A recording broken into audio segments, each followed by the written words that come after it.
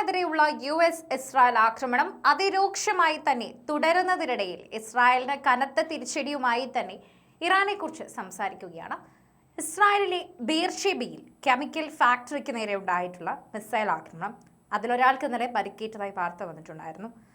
അപകടകരമായ രാസവസ്തുക്കൾ വായുവിൽ കലർന്നതായും പുറത്തിറങ്ങരുതെന്നും പ്രദേശവാസികൾക്ക് നിർദ്ദേശം നൽകിക്കൊണ്ട് തന്നെ ഇതിനെക്കുറിച്ച് സംസാരിക്കുകയും ചെയ്തിട്ടുണ്ടായിരുന്നു. ഫാക്ടറിയിലെ തീ ഇതുവരെയും നിയന്ത്രണ വിധേയമാക്കാനായിട്ടില്ല എന്നതും ബീർഷേബ നഗരത്തിന്റെ ദക്ഷിണ ഭാഗത്തുള്ള ന്യോട്ട് ഹോവ മേഖലയിലെ ഫാക്ടറിയിലാണ് മിസൈൽ ആക്രമണം നടന്നിട്ടുള്ളതെന്നും പറയുന്നു.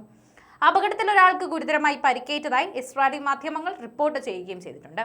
പശ്ചിമേഷ്യ ഭീതിയുടെ മുൾമുനയിലേക്ക് തള്ളിവിട്ട ഇസ്രായേലും യുഎസും ഇറാനെ ആക്രമിച്ചതിന് പിന്നാലെയുണ്ടായ യുദ്ധത്തിൽ ഇറാനും ഹിസ്ബുള്ളയും പുറമെ ഹൂതികളും ഇപ്പോൾ ഈ ഒരു പോർമുഖം തുറന്നതോടെ ഇസ്രായേലിൽ കനത്ത ജാഗ്രതാ നിർദ്ദേശം പുറപ്പെടുവിച്ചിരുന്നു.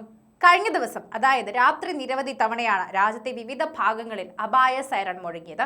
ഇറാന്റെ ഭാഗത്തു നിന്നുള്ള നേരിട്ടുള്ള ആക്രമണങ്ങളും ലബനൻ അതിർത്തിയിലെ ഹിസ്ബുള്ളയുമായുള്ള കടുത്ത പോരാട്ടവും ഇസ്രായേലിനെ അതീവ സങ്കീർണമായ അവസ്ഥയിലേക്ക് എത്തിച്ചിരിക്കുകയാണെന്നാണ് റിപ്പോർട്ടുകൾ തന്നെ കൃത്യമായുള്ളത്.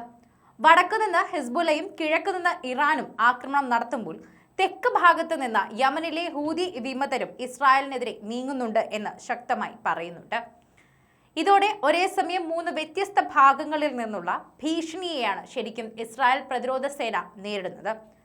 അതേസമയം തന്നെ എടുത്തു പറയുമ്പോൾ ലബനൻ അതിർത്തിയിലാണ് നിലവിൽ ഏറ്റവും രൂക്ഷമായ പോരാട്ടം നടക്കുന്നത്.